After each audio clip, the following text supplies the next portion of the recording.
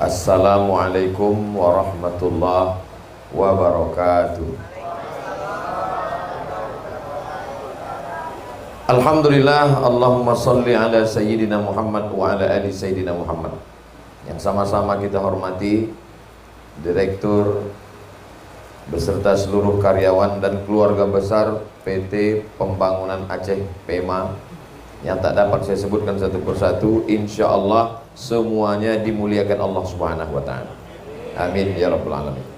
Hadir bersama kita kakak kelas saya di pesantren Darul Arafah Medan dan juga di Mesir, yang sekarang menjadi anggota DPD RI, Al-Mukarram Ustadz Tengku Fadil Rahmi. Ini bagi motivasi bagi adik-adik semua yang mau jadi anggota DPD 20 tahun lagi. Udah kenal orangnya? Nah, mohon berdiri dulu Tengku Fadil. Berikutnya Ketua Tim UAS. Jadi Ustaz Abdul Somad ke Aceh ini ada yang ngurus kemana saja, di mana saja lokasinya, berapa kali ngambil foto, selfie, itu diatur sedemikian rupa, makannya, minum kopinya. Nah, ini semua diatur oleh kakak kelas saya juga di Mesir, angkatan 96, saya angkatan 98, namanya Tengku Nazarudin Yahya LC. Nah, berdiri mohon Ustaz Nazar.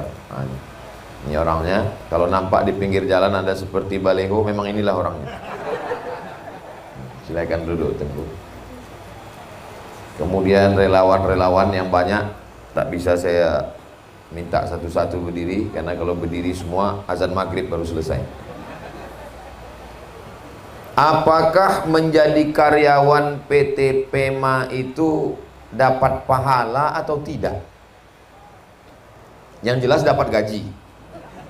Masalah pahala ini, innamal a'malu bin niat, segala amal itu sesuai dengan niatnya. Wa innamal likulli imri'in ma nawa, orang sesuai mendapatkan apa yang dia niatkan. Jadi kalau niatnya dapat gaji, ya dapat gaji aja, tidak dapat pahala. Wa man yurid sawabad dunya nu'tihi minha, siapa yang mau dapat balasan dunia kami kasih. Wa man yurid sawabal akhirati nu'tihi minha, siapa yang mau dapat balasan akhirat kami berikan dia. Maka menjadi pegawai, karyawan, direktur, direksi yang ada di PT Pembangunan Aceh PEMA itu dapat pahala.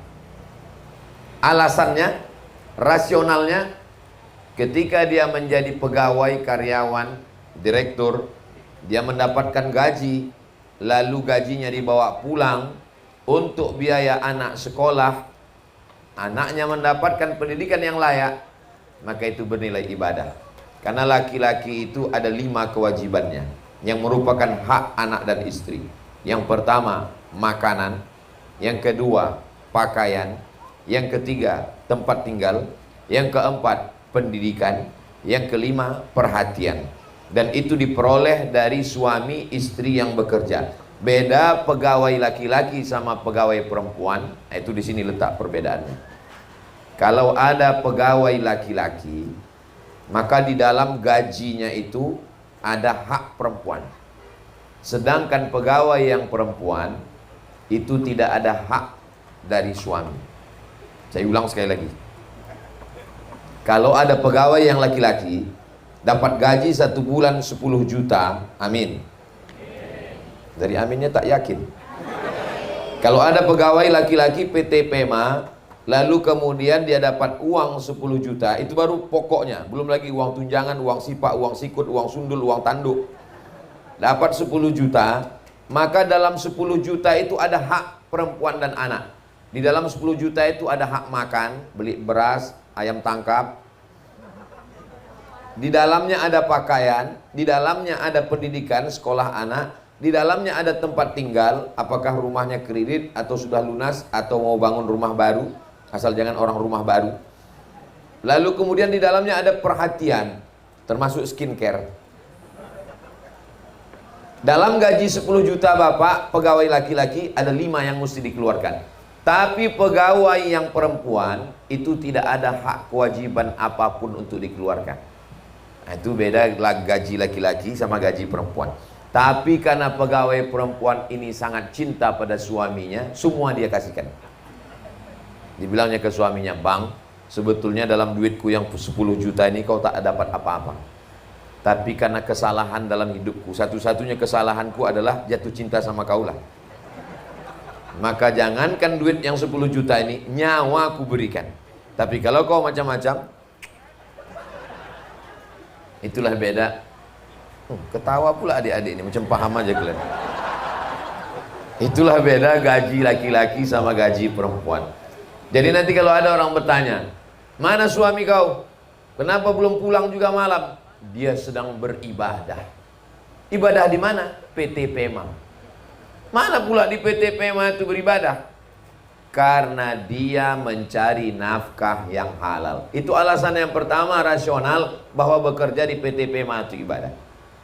Alasan yang kedua, mahasiswa yang ada di Al-Azhar Kairo Mesir tergabung dalam KMA, Kekeluargaan Mahasiswa Aceh, yang jumlahnya sekarang hampir 1.000 orang, mendapat beasiswa dari Pemda, pemerintah daerah Aceh. Pemda dapat duit dari mana? Dari BUMD, Badan Usaha Milik Daerah. Kalau di Aceh namanya BUMA, Badan Usaha Milik Aceh. Di antara BUMA ini apa? Di antaranya salah satu PT PEMA. Maka secara tidak langsung karyawan pegawai PT PEMA berkontribusi untuk melahirkan para dai yang dikirim pemerintah Aceh ke Al-Azhar Kairo Mesir, ke Sudan. Maka ketika mereka pulang membangun Aceh, berceramah, membuat rumah Quran, berdakwah di pedalaman, di pulau-pulau, maka PT PEMA beserta karyawan dan pegawainya juga mendapatkan limpahan pahala amal jariah, insya Allah. Dari bunyi aminnya macam tak yakin. Ustadz Somad, tidak semua orang yang mengucapkan amin itu mesti bersuara. Ada juga yang amin dalam hati. Itu kata siapa? Kata orang yang tak mau keluar suaranya.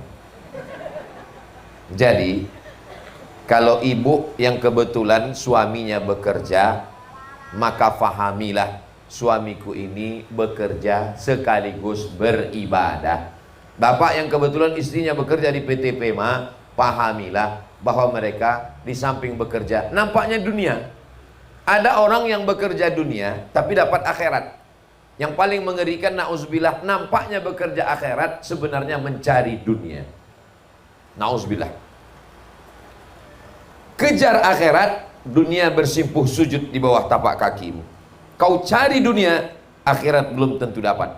Maka bapak, ibu, yang karyawan, yang pegawai, berangkat dari rumah, Bismillahi tawakkaltu 'alallah, la haula wala quwata illa billah.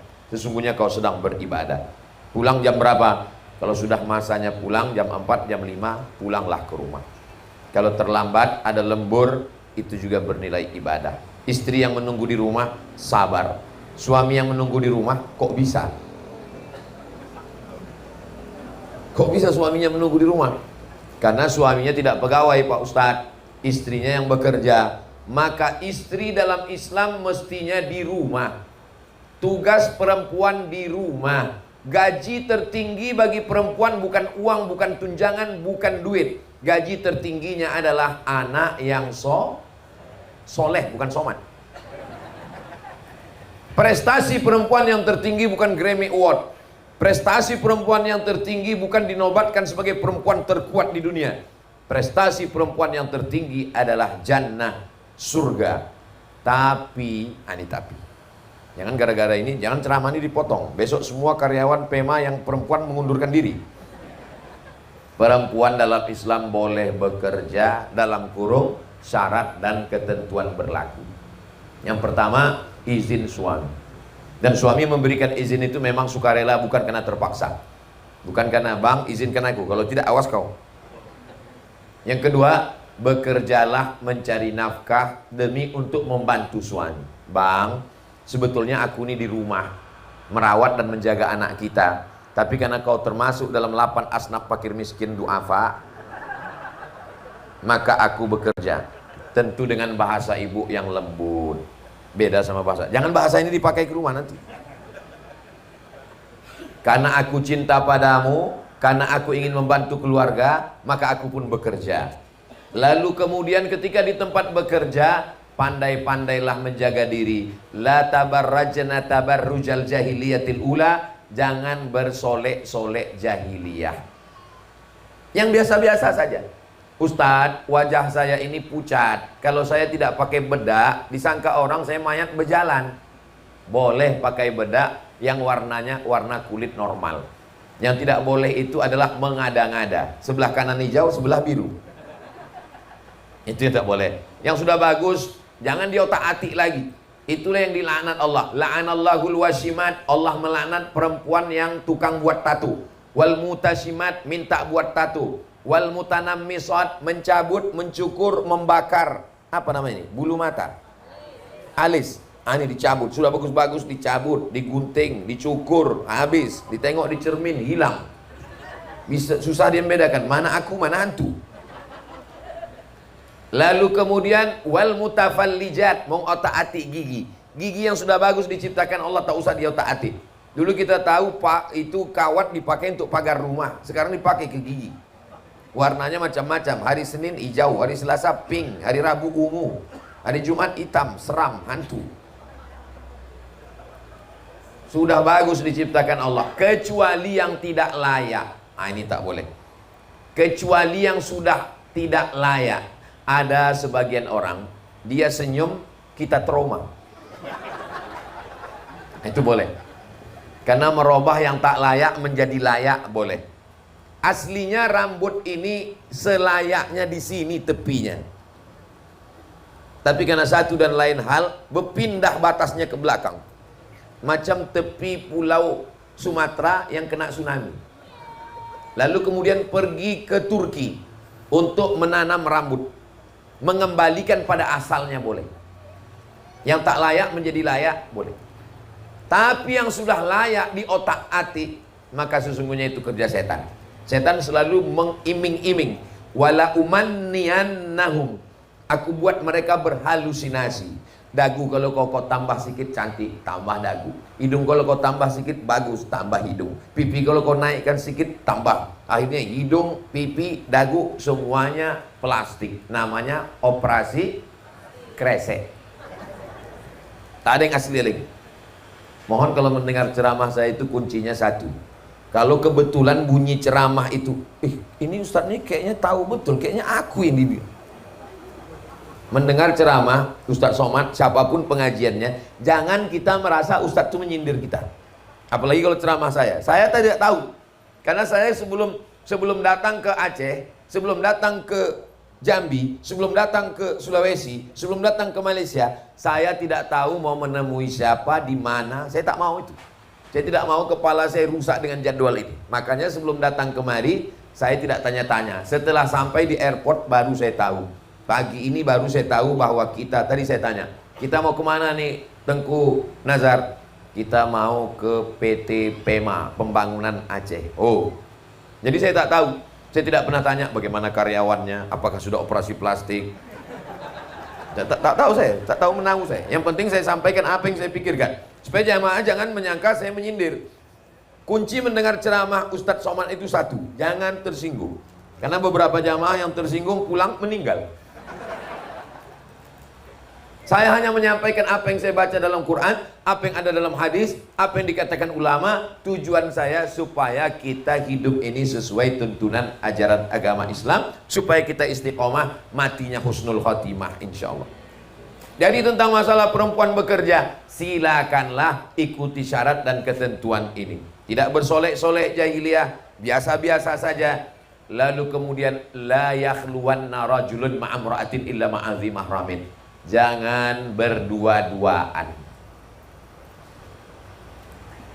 Masuk jam 8 pagi, pulang jam 4 sore. 9, 10, 11, 12, 1, 2, 3, 4. 8 jam dengan laki orang, 2 jam dengan laki sendiri. Berawal dari kenyamanan, sudah merasa macam abangku, macam ayahku, macam adikku, macam saudaraku. Berawal dari macam, berakhir dengan macam-macam. Ingat, setan belum pensiun.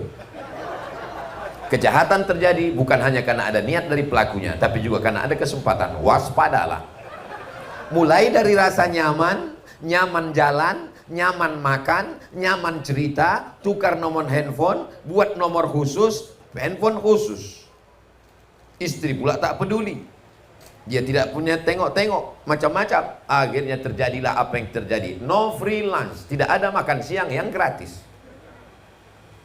Maka ini untuk kita jaga hati kita bersama. Kalau galah patah bisa disambung, kalau kaca retak masih bisa direkat. Tapi kalau sudah hati sakit, kemana obat akan dicari.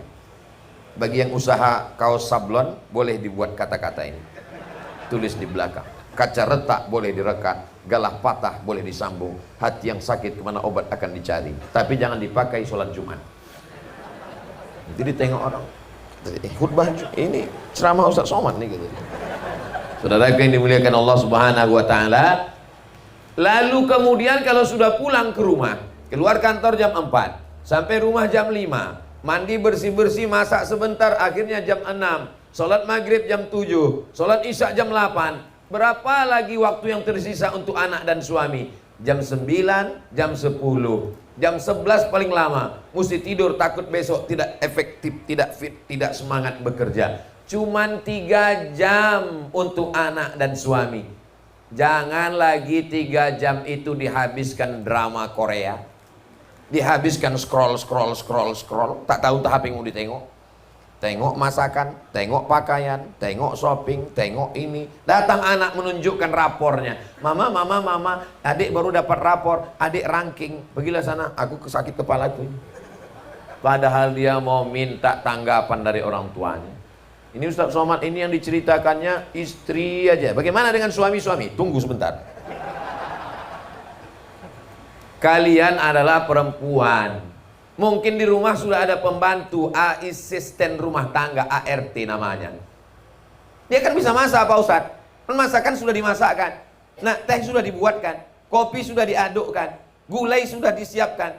Memang cabai, bawang, tomatnya sama, tapi rasanya beda, Besti. Beda antara yang kau masakan.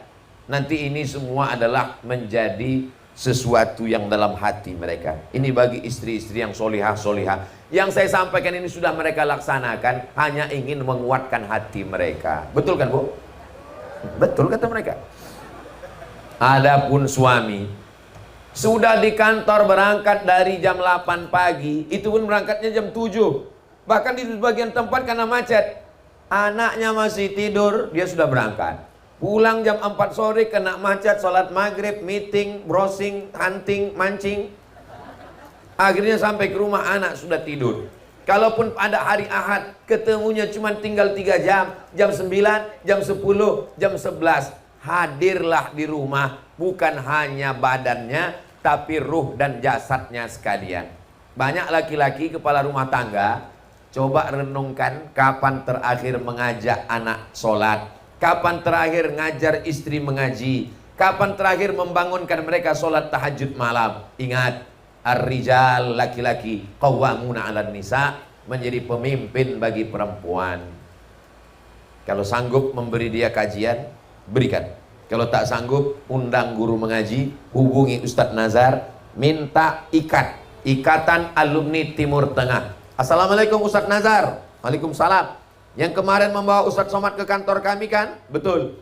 Tolong kirimkan beberapa adik-adik kelas Ustadz mengajar, istri saya mengajar di rumah.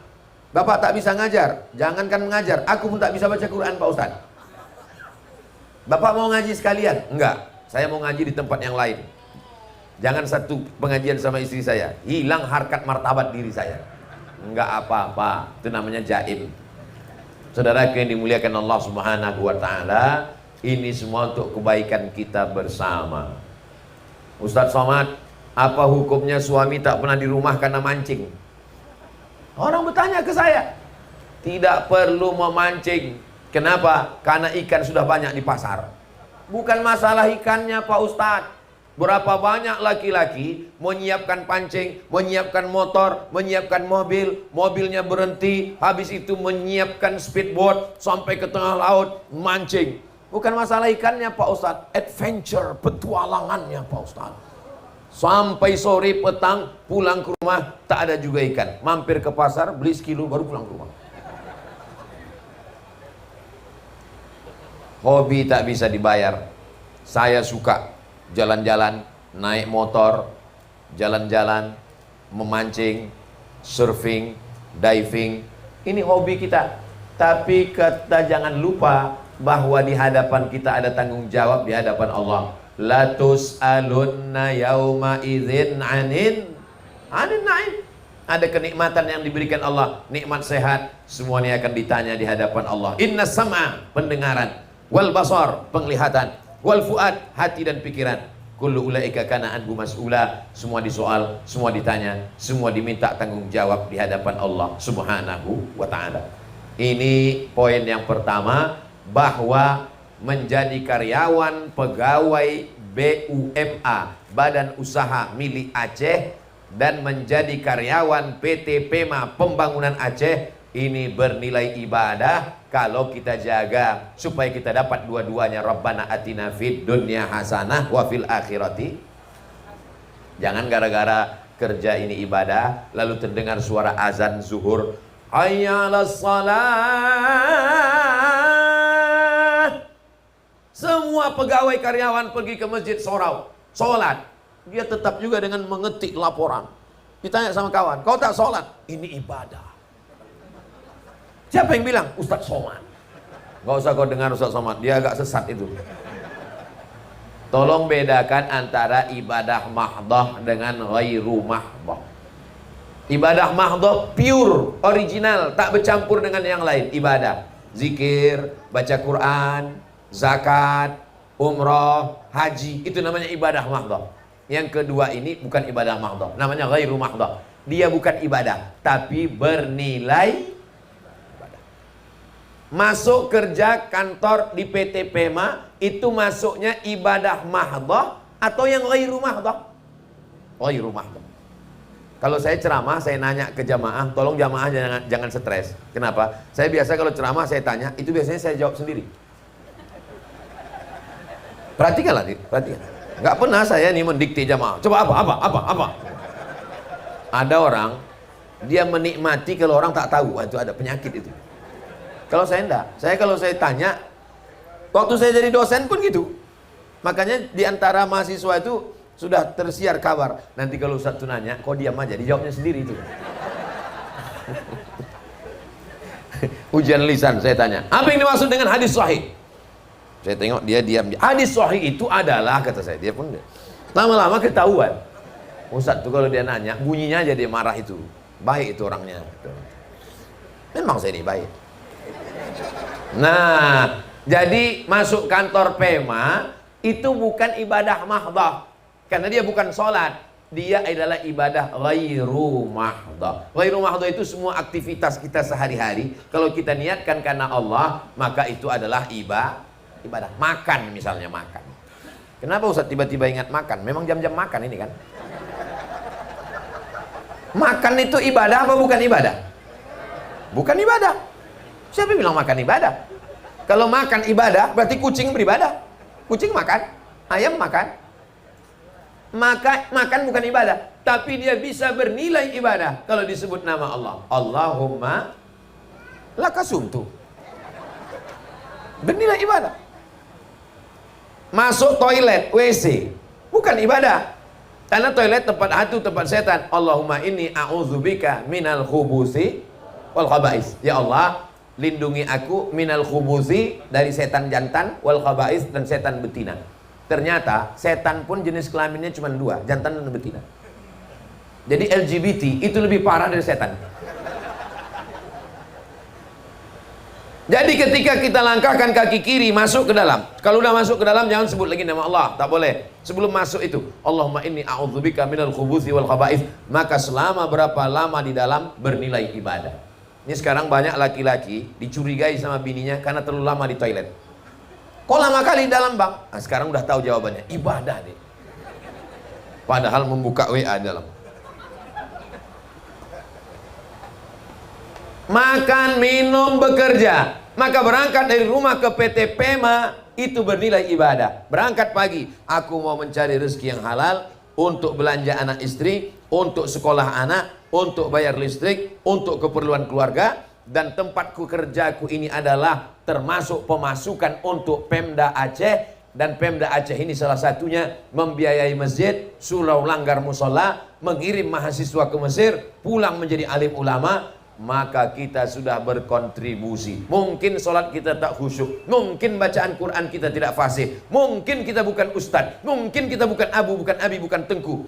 Tapi insya Allah amal yang kita tidak sangka sebagai amal, justru boleh jadi itulah yang menjadi bekal kita menghadap Allah. Maka kita husnuzan. Saya berhusnuzan kalau keluarga besar PT PEMA ini menghasilkan duit yang banyak, maka manfaatnya dirasakan oleh orang banyak. Salah satunya adalah acara kita pada hari ini memperingati 19 tahun refleksi 19 tahun tsunami pembangunan Aceh. Adik-adik kita dapat limpahan manfaatnya. Mohon jangan setahun sekali. Banyak saya tengok di kantor, di masyarakat, di mana-mana santunan anak yatim bulan suci Ramadan. Dianggapnya anak yatim itu laparnya bulan Ramadan aja. Ada Syawal, ada Zulqa'dah, ada Zulhijjah, ada Muharram, ada Safar, ada Rabiul Awal, ada Rabiul Akhir, Jumadil Awal, Jumadil Akhir, Rajab, Sya'ban, Ramadan. Saya sejak meninggal almarhumah emak saya tanggal 18 Maret 2019 sampai sekarang 2023, Maret nanti 2025 sudah 5 tahun berjalan, tidak pernah non-stop 200 paket sembako. Isi satu paket itu 300.000. Beras 10 kilo, ikan sarden, gula, minyak, kopi, teh, roti gabin, susu saset. Apa dulu makanan almarhumah itu saya kirimkan. Gunanya untuk apa? Karena saudara kita, kawan kita, sahabat kita, tetangga kita, anak yatim, fakir miskin dan duafa makannya tiap bulan. Ini kadang banyak tradisi di tengah masyarakat, kalau sudah menyambut bulan suci Ramadan, undangan di sana, undangan di sana, undangan di sini. Tak sanggup makan anak yatim. Begitu habis bulan Syawal, mana makanan tadi? Maka coba kita robah, setiap bulan kita adakan santunan, tidak selamanya adik-adik kita diundang. Tapi kita transferkan, kita datang langsung. Coba datang langsung ke panti, ajak mereka makan, duduk di tempat mereka makan, tengok kamar mereka, tengok toiletnya, tengok tempat makannya. Itu beda dengan mereka datang diundang ke kantor. Kalau saya, memang saya bawa itu, anak saya bawa, istri saya bawa, pergi ke panti. Bapak ibu, ulang tahun anak pergi ke mall, tak salah. Ulang tahun anak pergi, tak salah. Tapi coba bawa dia makan bersama. Assalamualaikum Bapak Ketua Panti. Waalaikumsalam. Berapa semua adik-adik kita di sini? Ada 100. Tolong, saya mau makan siang sama mereka. Semuanya Pak? Enggak, 3 orang aja. Kebetulan 3 bungkus yang kita bawa kan. Kita duduk bersama. Kata Nabi ketika ada seorang yang hatinya keras. Syaka rajulun an qaswatil qalbi. Datang seorang laki-laki yang mengadu hatinya keras. Maka kata Nabi, at'imil masakin, kasih makan orang miskin. Wamsah ra'sal yatim, usap sapu kepala anak yatim. Jangan sangka bapak yang hari ini mengusap kepala anak yatim, lalu kemudian kita kekal abadi. Belum tentu. Kalau hari ini saya mengusap kepala anak-anak saya ini, adik-adik kita ini, boleh jadi besok pagi kepala anak kita diusap orang. Karena umur tak ada yang bisa menjamin. Innama amruhu idza arada syai'an ayakula lahu kun fayakun. Umur kuasa Allah subhanahu wa ta'ala. Maka ini santunan-santunan ini dibuat tiap bulan. Ada lagi santunan wajib 3 kali. Yang pertama, pendaftaran uang sekolah bulan Juni Juli. Yang ketiga, menyambut Idul Fitri. Yang keempat, uang semester. Jangan sampai ada anak yatim, fakir, miskin, duafa tidak boleh masuk kelas karena 3 bulan tertunda uang sekolah. Itu kita diminta tanggung jawab di hadapan Allah subhanahu wa ta'ala. Tapi kami udah bayar zakat Pak Ustadz. Zakat itu wajib. Tapi kami sudah ke Basnas Pak Ustadz. Itu yang wajib. Ada yang sunnah. Yang sunnah inilah yang disebut dengan sodakoh. Solawat pula katanya. Sallallahu wasallama ala nabi sayyidina Muhammadin wa alihi wa sahbihi ajma'ina. Sallallahu wasallama ala nabi sayyidina Muhammadin wa alihi wa sahbihi ajma'ina. Tidak diakui sebagai umat Nabi Muhammad SAW kalau membiarkan anak yatim. Ara'aital ladzi yukadzibu biddin. Tahukah kamu siapa itu pendusta agama? Fadzalikal ladzi yad'ul yatim wa la yahuddu ala ta'amil miskin. Fawailul lil. Salat nomor 3. Salat nomor 3. Yang pertama anak yatim, yang kedua fakir miskin, yang ketiga baru sholat. Tapi jangan ini nanti jadi alasan istrinya nyuruh, abang kok tak sholat, abang kok sholat. Sholat itu nomor 3 mah. Siapa yang bilang? Ustadz Somad. Kan udah aku bilang jangan dengar ceramah Ustadz Somad itu lagi. Dia Ustadz tak betul itu. Dari mana kau tahu? Ku tengok di medsos. Jamaah yang dimuliakan Allah Subhanahu wa taala, maka ini semua rezeki. Tempat bapak ibu bekerja, berkantor masuk pagi pulang petang, yang menurut bapak ibu membosankan, memuakkan. Aku bosan kali masuk kantor ini, capek kali aku, suntuk kali aku nengok muka kawan-kawanku ini, rasanya mau muntah aku dah. Justru itulah yang diidam-idamkan pencari kerja yang tiap hari beli koran, akses internet, yang sudah puluhan kali tak dapat pekerjaan.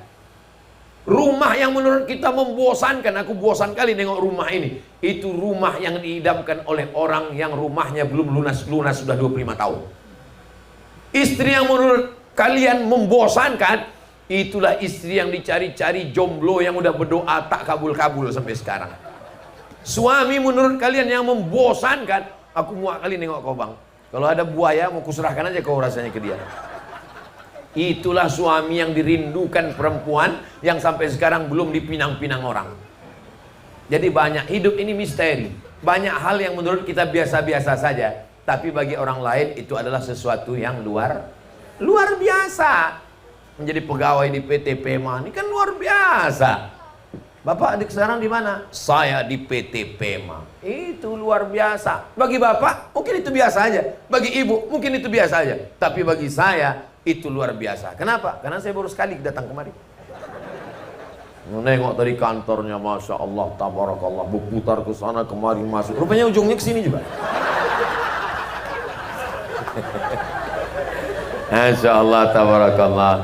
Mudah-mudahan dengan menyantuni adik-adik kita, turunlah keberkahan di kantor ini. Besok hari Senin semangat baru dengan tunjangan tetap lama. Semangat baru. Kenapa? Karena yang membangkitkan semangat ini tidak bisa motivator. Diundang motivator di Jakarta, diadakan di convention hall di hotel, tiba-tiba terdengar suara gemuruh, mati lampu. Semangat, semangat, semangat. Keluar dari hotel, letoy. Lemah, lesu, letoy, loyo, lunglai. Nggak bisa. Dia tidak bisa dikasih pakai pil obat pembangkit semangat. Apa namanya istilahnya itu? Nggak usah sebut merek, iklan gratis. Oh, minum ini semangat, semangat. 3 bulan berikutnya kena buah pinggang. Saya ditanya orang, Ustadz makanannya apa? Nasi, lauknya ayam tangkap, minumannya apa? Teh manis. Lalu yang membuat semangat itu apa? Yang membuat semangat itu target di akhirat, supaya kita diberikan Allah rezeki, bisa berzakat, bisa berinfak, bisa bersedekah, bisa menyenangkan orang banyak. Kalau cerita tentang target pribadi, 72 Twin Tower, bangunan paling hebat di Malaysia, Kuala Lumpur, Twin Tower, mirip 2 menara. Ternyata itu 72 Twin Tower itu rata dengan tanah. Itulah yang terjadi ketika tsunami datang. Kalau berpikir untuk pribadi hancur, tapi kalau berpikir untuk orang banyak. Oh, jadi bencana musibah yang ada di Aceh itu seperti 72 Twin Tower yang hancur Pak Ustadz ya. Ustadz tahu dari mana? Itu kan kata sambutan direktur tadi. Apa maknanya? Bahwa kalau kita berpikir untuk saya, tidak ada apa-apanya. Berpikirlah untuk Aceh, berpikirlah untuk Nangro Aceh Darussalam, Berpikirlah untuk mahasiswa yang akan dikirim dari Aceh menuju Al-Azhar Kairo Mesir. Berpikirlah untuk kita semua. Tadi saya berdiri jam 12, sekarang sudah jam 12.40. Tadi saya dikasih tahu Ustadz Nazar, Ustadz Somad di mana-mana kan ceramah 60 menit. Iya, untuk di Pemani tak perlu lama-lama, 40 aja sudah cukup. Kenapa? Karena di sini orangnya sudah baik-baik, soleh dan solihah. Azan sudah berkumandang.